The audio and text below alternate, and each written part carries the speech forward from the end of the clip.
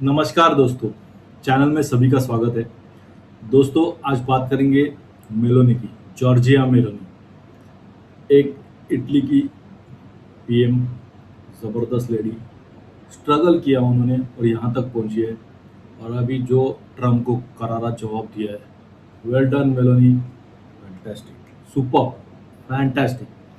आज इसके ऊपर हम बात करेंगे दोस्तों, लेकिन उससे पहले जिन्होंने अभी तक चैनल को सब्सक्राइब नहीं किया, फ्लैश पॉइंट को subscribe the channel, press the bell icon, तो शायद तो आपके लिए अच्छा होगा दोस्तों, और आपको नोटिफिकेशन भी आएगा। दोस्तों के साथ शेयर भी करना और कमेंट जरूर करना। तो शुरू करते हैं आज का टॉपिक, मेलोनी।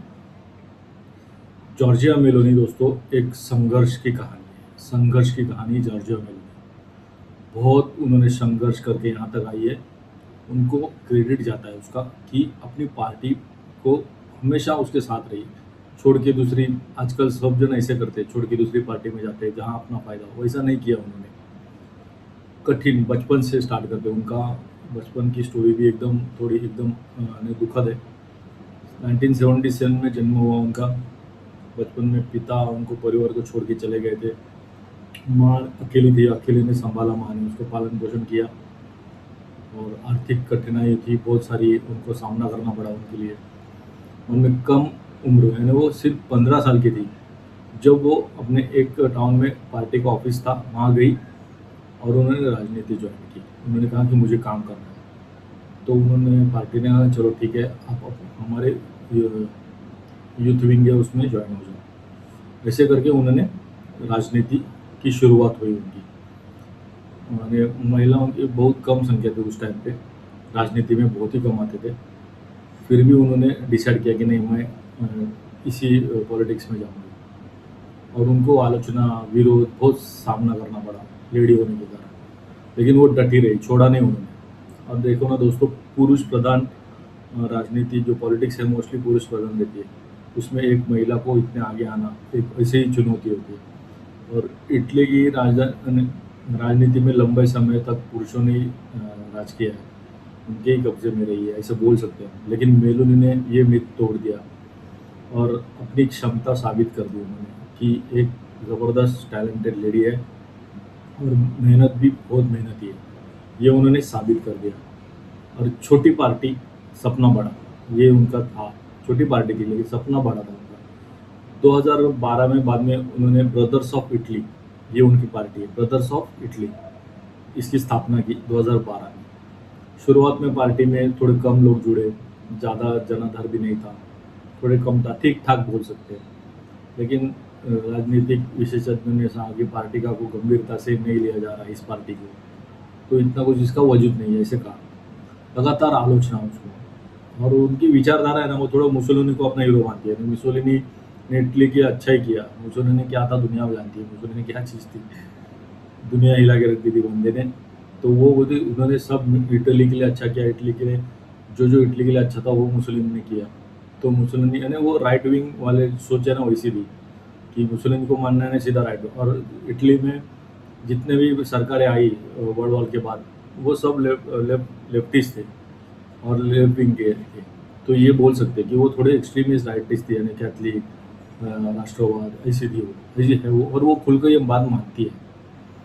और मीडिया और विपक्ष उनको लगातार निशाना बने पड़ गए इसी की वजह से।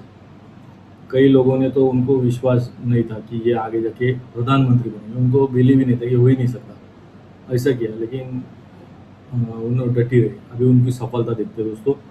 पहली बात, सबसे कम उम्र में उन्होंने जो पॉलिटिक्स शुरू किया वो उनको फायदे में रहा।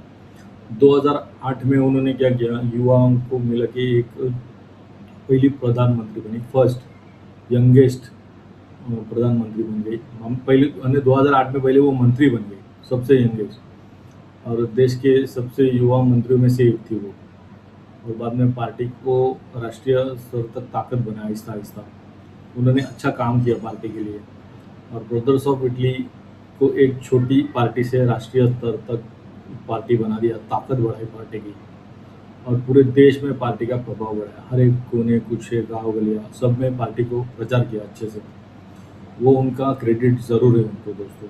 बाद में 2022 में ऐतिहासिक क्षण आया। 2022 के चुनाव उसके पहले भी चुनाव लड़ी लेकिन अपोजिशन में ही रही, कभी उन्होंने सरकार में जाने का सोचा नहीं क्योंकि वो अपोजिशन में ही रही। उनको ना चांस था कि कोएलिशन में रहता तो सरकार में जाएगा तो फायदा ज़्यादा रहता, लेकिन वैसे उन्होंने किया नहीं, अपनी पार्टी को हमेशा अपोजिशन में रखा और आवाज़ बनती रही लोगों की। लेकिन 2022 का इलेक्शन टर्निंग पॉइंट था। उनकी पार्टी सबसे बड़ी पार्टी 26% वोट मिला के बनी, ब्रदर्स ऑफ इटली, और उसके पीछे 18% और 10% 12% ऐसे सब थे, लेकिन सबसे बड़ी पार्टी बनकर उभरी और दक्षिण पथी गठबंधन को दिल जीत लिया उन्होंने कि सही है, ज़बरदस्त। और इटली की पहली पंतप्रधान बनी, इटली की फर्स्ट महिला पंतप्रधान, ज़बरदस्त। और अक्टूबर 2022 में इटली की पहली प्रधानमंत्री बनी, शपथ ली और इटली के इतिहास में एक नया अध्याय जुड़ गया दोस्तों। वैश्विक पहचान यानी विश्व में पहचान कैसे हुई, यूरोप की सबसे प्रभावशाली नेताओं में से एक, क्योंकि उनका स्पीच एकदम सॉलिड रहता है और उनका प्रवासन, सुरक्षा, यूरोपियन यूनियन के लिए बातें, मुद्दे उठाना और एक मजबूत पकड़ है उनकी। वैसे देखेंगे ना, बात भी एकदम अपना अच्छे से रखती है वो, और संघर्ष के शिखर तक, यानी संघर्ष से वो शिखर तक गई। एक साधारण परिवार, झोपड़पट्टी में इटली के साधारण परिवार से बड़ी एक पार्टी ज्वाइन करती है और वो सपने देखना नहीं छोड़ना चाहिए इंसान ने कभी भी। एक छोटी सी मेलोनी, एक छोटे से गांव से, एक झोपड़पट्टी से लेके उठ के आहिस्ता आहिस्ता बढ़ के प्रधानमंत्री बनी, देश की प्रधानमंत्री बनी। सुपर्ब कहानी है दोस्तों, इंस्पिरेशन की कहानी है। यानी ये साबित क्या करता है दोस्तों, दृढ़ संकल्प और मेहनत करने की तुम में इच्छा हो तो कोई मंजिल मुश्किल नहीं होती, तुम सब कुछ हासिल कर सकते हो। तो वेल डन मेलोनी, सुपर्ब, आपके संघर्ष को सैल्यूट। फिलहाल के लिए इतना ही दोस्तों, जय हिंद।